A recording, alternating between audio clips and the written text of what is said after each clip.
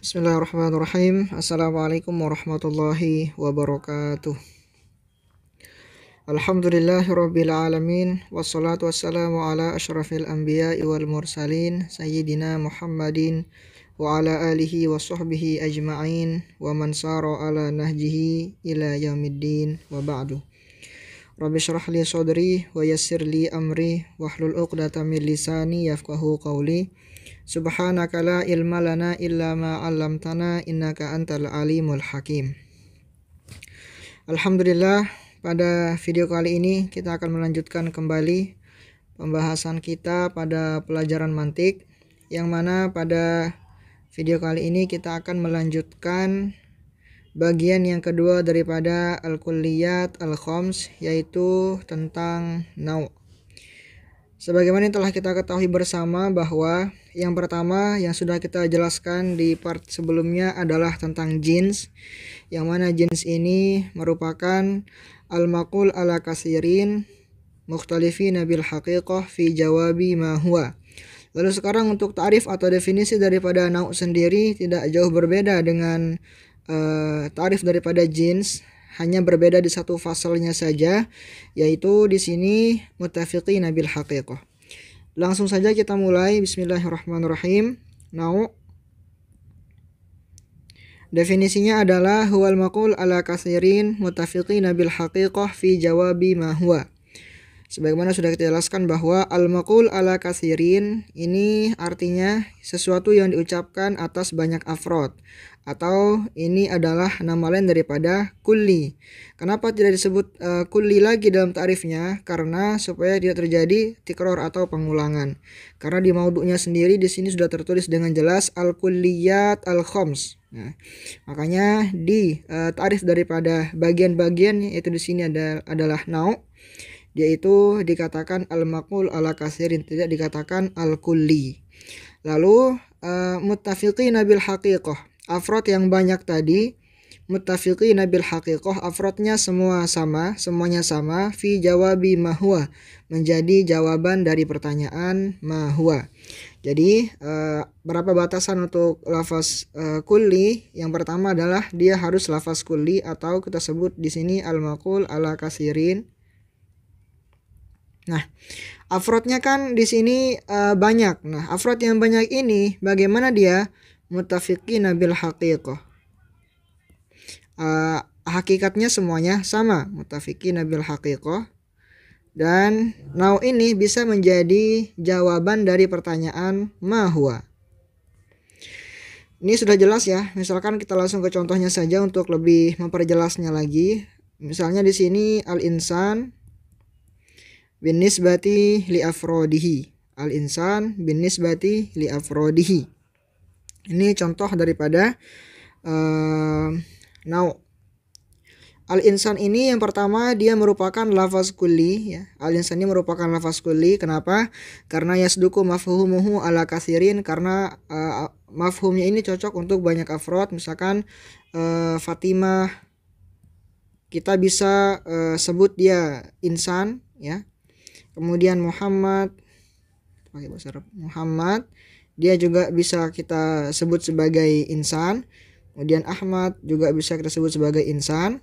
Kemudian Bakar, Zaid, dan seterusnya. Ini semua adalah afrod untuk insan. Berarti insan ini lafaz yang kulli. Lalu semua afrodnya tadi yang saya sebutkan di sini, Muhammad, Zaid, Bakar, Ahmad, dan seterusnya, ini semua muttafiqina bil haqiqah. Hakikatnya semua sama. Fatimah adalah insan, Zaid juga insan, Bakar juga insan, Ahmad juga insan, Ahmad juga insan. Semuanya hakikatnya sama. Kemudian fi jawabi ma huwa, insan ini bisa menjadi jawaban dari pertanyaan ma huwa. Misalkan kita bertanya, ma huwa Muhammad wa Ahmad wa Bakar wa Zaid wa Fatimah, jawabannya al-insan. Berarti insan di sini sudah bisa menjadi nau'. Misalkan lagi kita contohkanlah, misalkan Asad atau singa. Asad ini punya banyak afrod. Ada misalkan Asad A, singa B, singa C, singa D, singa E, singa F, dan seterusnya. Ini semua afrod daripada Asad ya. Asad ini kan dia kulli, dan definisi kulli sendiri adalah ma yasduku mafhumuhu ala katsirin.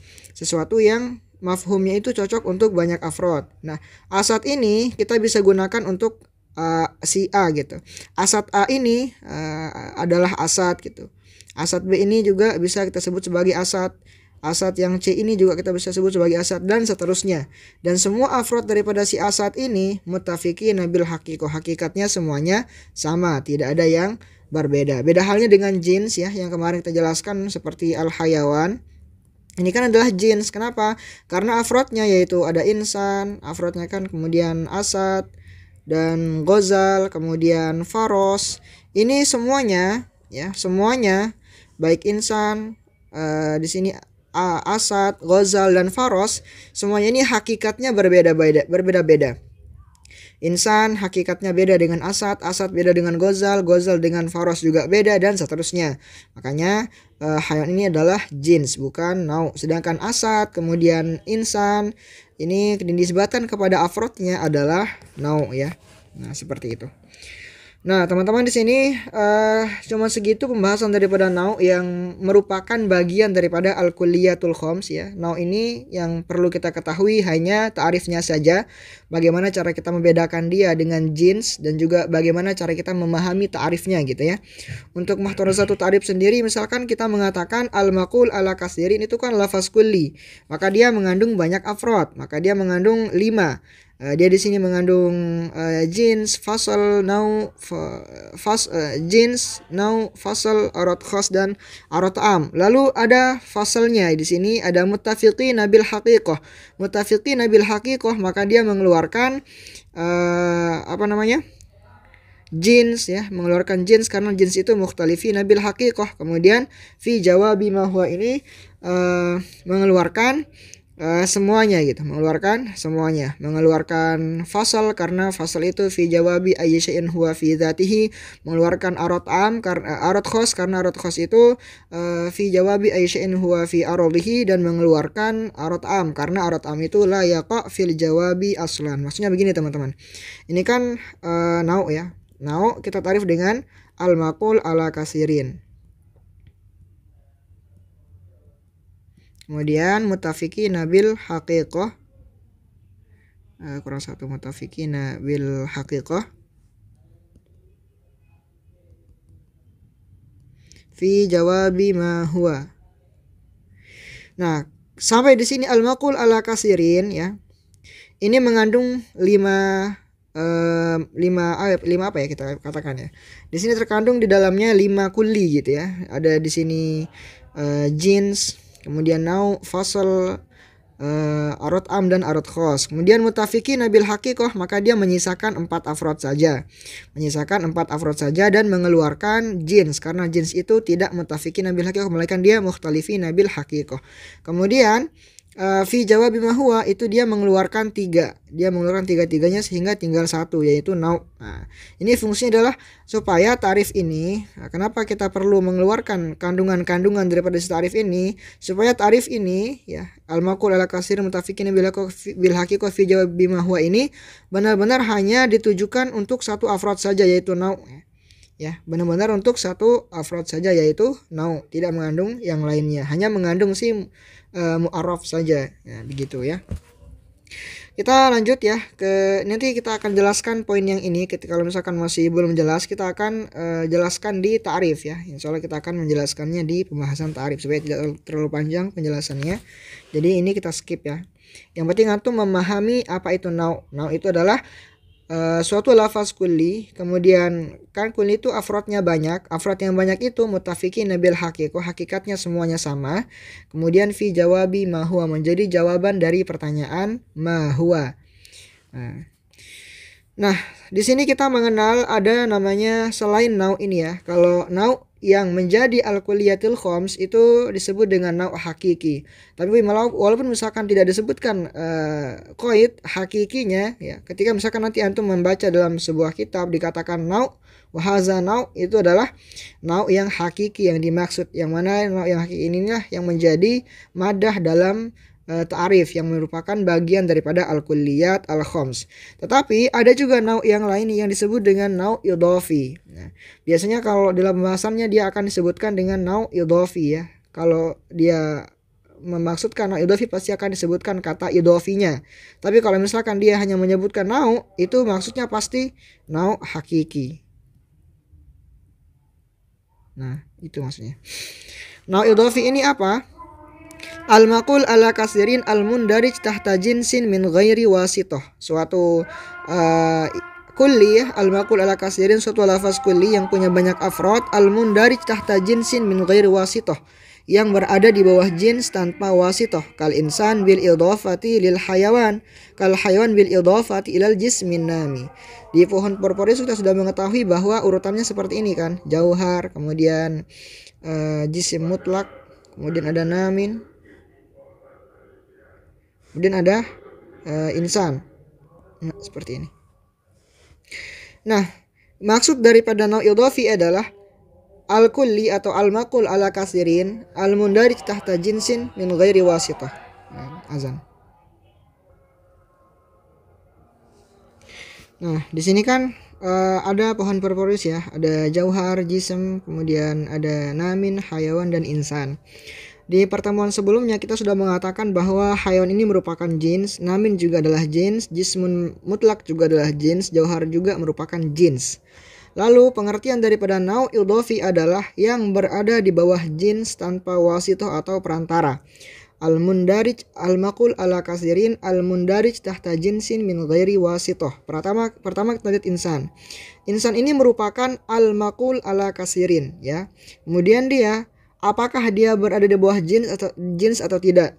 Jawabannya iya, dia berada di bawah jins, yaitu dia berada di bawah hayawan.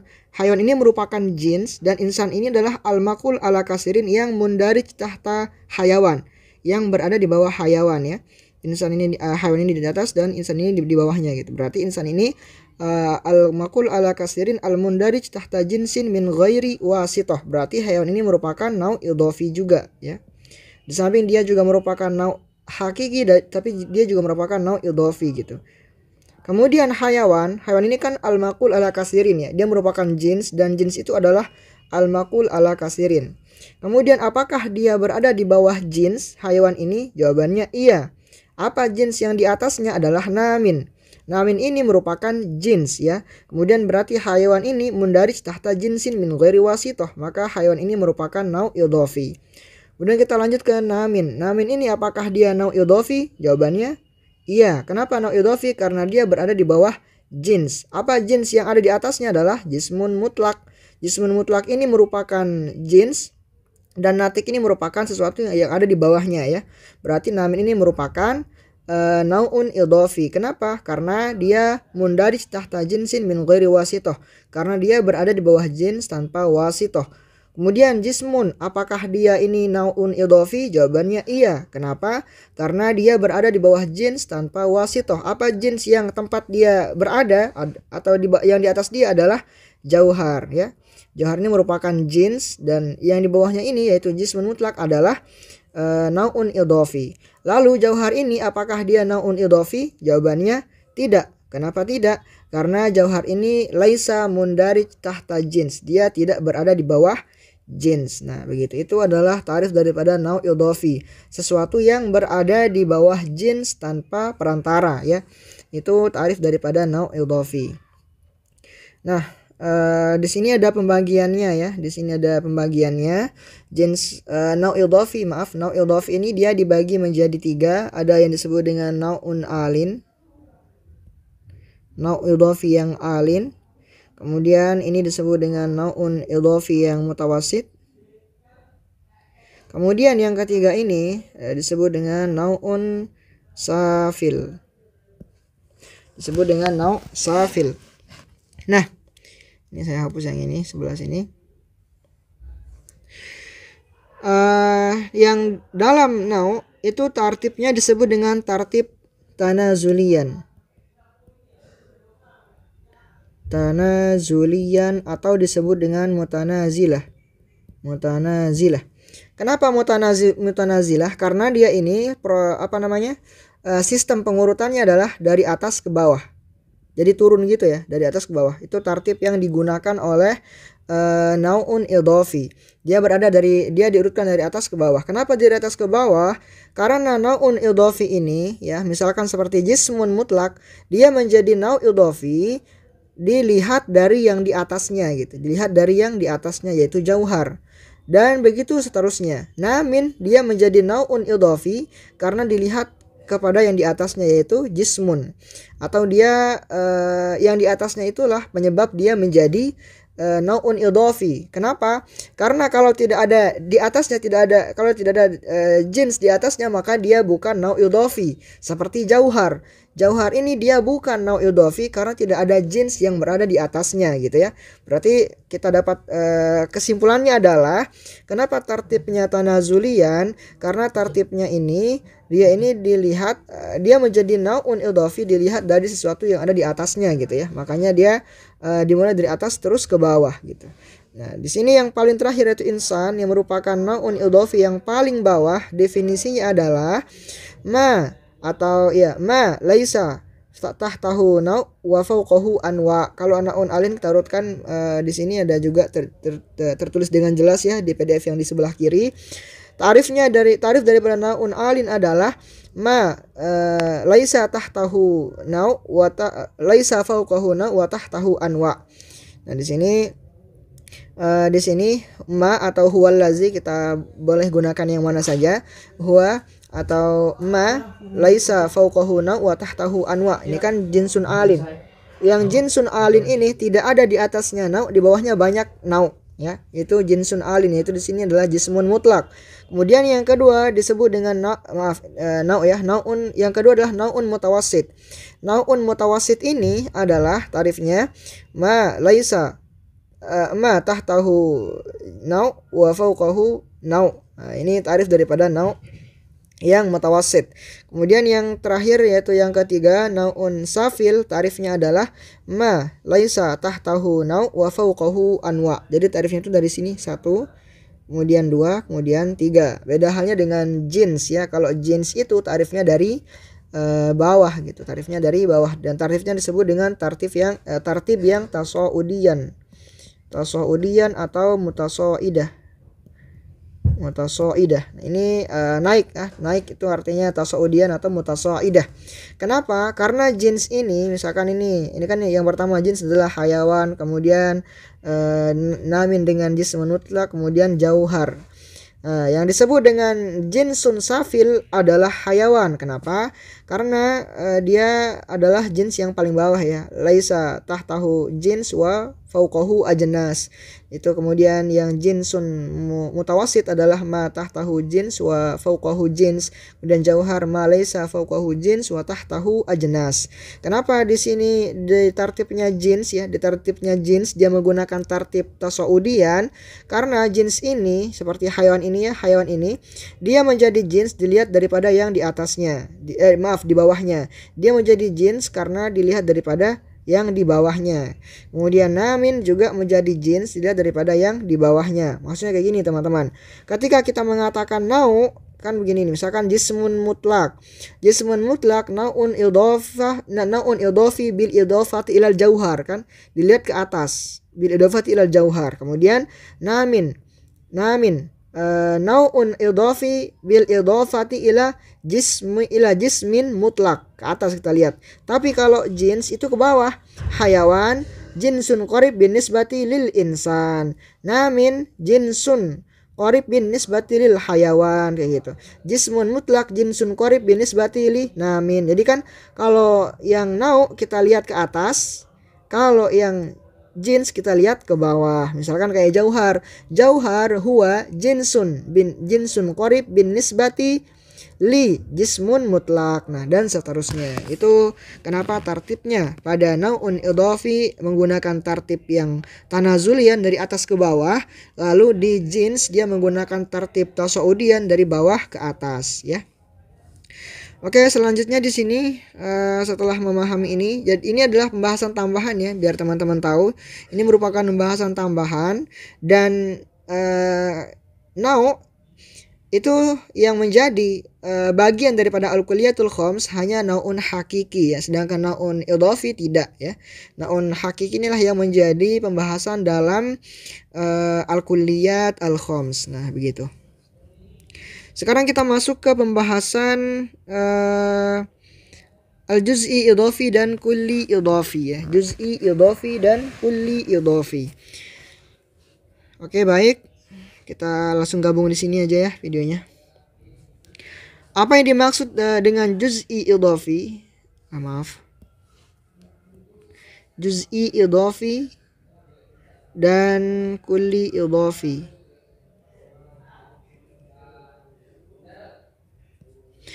Ini berbeda tarifnya dengan juz'i yang kita ketahui dan kulli yang kita ketahui ya. Ada kan yang sebelumnya di pembahasan tentang lafaz ya, ada di situ kita sebutkan pembahasan juz'i dan juga kulli ya, ketika pembagian mufrad ya. Nah, itu disebut dengan juz'i hakiki. Jadi ketika nanti ada disebutkan kata juz'i, pasti maksudnya adalah juz'i hakiki. Sedangkan kalau yang diinginkan juz'i idhafi, akan ditaruhkan kata idhafi di depannya ya. Nah, kalau tidak ada kata hakiki atau idhafi di depannya, itu pasti adalah yang dimaksudkan juz'i hakiki. Oke. Nah, apa yang dimaksud dengan juz'i idhafi adalah ma yuqalu ala kulli akhos tahtahu a'am. Oke, di sini ada yang terlewatkan ya. Misalkan kalau teman-teman bertanya-tanya, misalkan di sini ini saya simpan dulu ya. Coba kita lihat dulu yang di atas ini. Ini kan di dalam insan pada pohon yang saya gambar ini ya. Di sini kan ada afrod daripada insan ya. Afrod daripada insan. Afrod insan. Tadi maksud daripada naun idhafi adalah al-mundarij tahta jinsin min ghairi wasithah. Nah, kata-kata atau qaid min ghairi wasithah ini untuk mengecualikan afrodul insan. Afrod insan ini kan dia juga berada di bawah daripada jins ya kan. Afrodul insan ini dia berada di bawah hayawan juga, akan tetapi dia ada wasithahnya yaitu insan. Makanya dia tidak dihitung sebagai naun idhafi. Paham gak? Kan kalau insan ini dia ini kan menjadi naun idhafi karena ada jins langsung di atasnya, tepat di atasnya. Tapi kalau afrodul insan ini yang saya ini ya, afrodul insan dia tidak bisa menjadi naun idhafi. Kenapa? Walaupun dia berada di bawah hayawan ya, di bawah hayawan dia berada, tapi ada insan yang menjadi wasitohnya, maka dia tidak dihitung sebagai naun idhafi. Nah, itu fungsi qaid naun idhafi. Nah, ini juz'i idhafi adalah ma yuqalu ala kulli akhas tahtahu a'am. Nah, itu disebut dengan juz'i idhafi. Misalkan kita lihat kayak gini teman-teman. Antara hayawan dengan insan. Hayawan ini merupakan a'am. Dia lebih umum maknanya daripada insan. Insan ini dia disebut dengan akhas. Ya. Hayawan ini disebut dengan a'am ya. Hayawan ini kan afrodnya lebih banyak daripada insan. Hayawan ini afrodnya ada insan, ada ghazal, ada bakor dan seterusnya. Kemudian insan merupakan salah satu afrod daripada si hayawan ini. Maka hayawan ini disebut dengan a'am, insan ini disebut dengan akhos. Maka ini insan merupakan juz'i idhafi ya. Insan ini kan sebenarnya kulli ya, kulli yang hakiki, tapi kita bisa sebut dia sebagai juz'i idhafi. Kenapa? Karena dia yuqalu ala kulli akhos tahtahu a'am. Fauqahu a'am. Dia ini akhos dan ada yang lebih a'am di atasnya yaitu hayawan. Berarti di sini insan merupakan juz'i idhafi karena dia merupakan akhos, dia lebih umum dan di atasnya ada yang lebih khusus daripada dia yaitu hayawan. Nah, kulli idhafi pun seperti itu. Kalau yang tadi juz'i idhafi ma yuqalu ala kulli akhos fauqahu a'am. Kalau kulli idhafi sebaliknya yaitu ma yuqalu ala kulli a'am tahtahu akhos. Jadi contoh untuk kulli idhafi yaitu hayawan ini. Hayawan ini kan a'am. Hayawan ini a'am. Nah, di bawahnya ada yang lebih khusus daripada dia yaitu insan. Berarti hayawan ini kita bisa sebut dia sebagai kulli idhafi. Kenapa kulli idhafi? Karena dia a'am, di bawahnya ada yang lebih akhos yaitu insan. Anggaplah kayak gini teman-teman. Misalkan ada pulpen dengan alat tulis.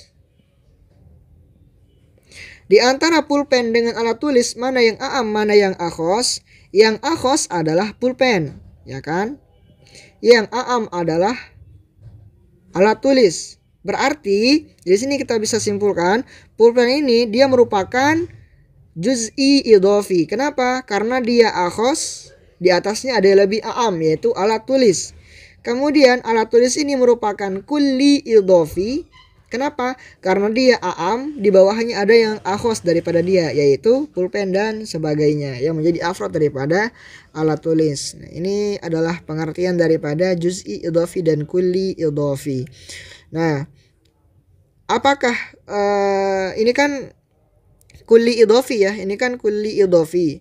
Dia juga merupakan kulli hakiki. Jadi tidak tidak mengharuskan dia mengambil satu ya. Misalkan kalau dia juz'i hakiki, dia nggak boleh juz'i idhofi, itu boleh-boleh saja ya. Kalau misalkan dia itu dengan catatan dia itu akhos fauqahu a'am. Kemudian yang kulli hakiki dia bisa menjadi kulli idhofi juga dengan catatan di bawahnya ada yang akhos daripada dia dan seterusnya. Begitu ya teman-teman ya.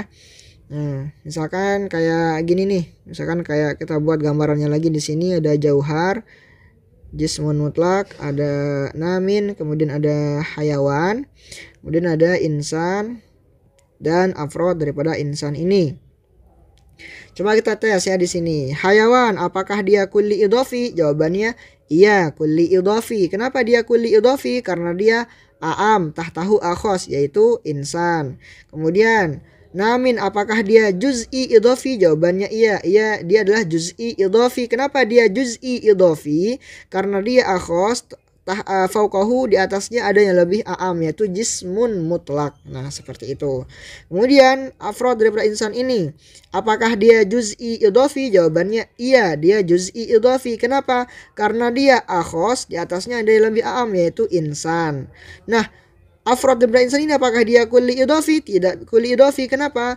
Karena tidak ada yang ada di bawahnya lagi. Laisa tahtahu akhos. Dia tidak ada yang di bawahnya lagi yang lebih akhos daripada dia. Di sini tidak ada ya. Tidak ada yang di bawah dia lagi.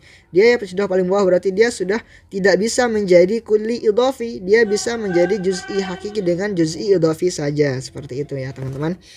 Nah, kemudian untuk yang jauhar ini, apakah dia bisa menjadi juz'i idhofi?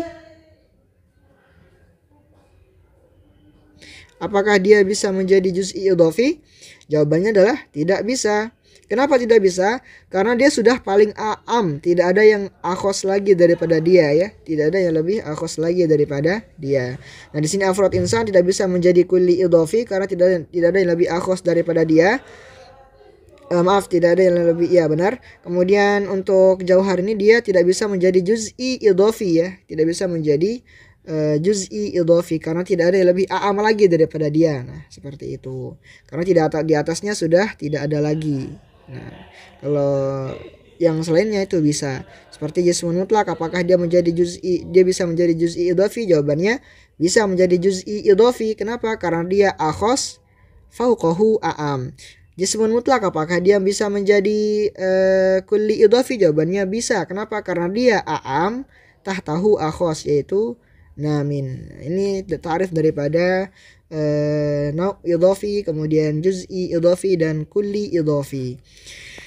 Tapi yang perlu teman-teman pahami untuk memahami al-kulliyatul khams hanya di poin yang pertama, yaitu mengenai nau' yang hakiki atau nau' yang menjadi pembahasan dalam al-kulliyat al-khams. Ingat, ketika dia disebutkan kata nau' berarti nau' saja ya, tanpa ada qaid apapun di setelahnya, tanpa ada lafaz apapun di setelahnya, pasti dia yang dimaksud adalah nau' hakiki ya. Kemudian kalau dia disebutkan kata juz'i saja, maka pasti maksudnya adalah juz'i yang hakiki. Dan begitu seterusnya, ketika disebutkan kulli saja, maka maksudnya adalah kulli yang hakiki. Nah, seperti itu. Oke, sekian teman-teman untuk pembahasan kita pada video kali ini. Semoga bermanfaat. Mohon maaf juga kalau jarang upload ya, karena ada kesibukan yang lain juga. 2 minggu lagi juga ujian Al-Azhar ya, ujian termin, jadi agak sibuk untuk mempersiapkan ujian juga. Jadi mohon bersabar, insya Allah kita akan selesaikan semua pembahasan daripada mantik ini sampai ta'rif nanti ya. Dan untuk menjawab pertanyaannya mungkin di video berikutnya lagi, karena di sini sudah durasinya lumayan panjang, takut nanti yang nonton juga bosan ya. Sekian semuanya, yang belum berangkat ke Mesir juga sehat-sehat selalu, jaga kesehatan, sering-sering berdoa. Yang mau ujian juga semoga diberikan taufik oleh Allah Subhanahu wa taala, semoga dipermudahkan segala urusan kita ya. Oke, sekian, billahi taufik wal hidayah. Wassalamualaikum warahmatullahi wabarakatuh.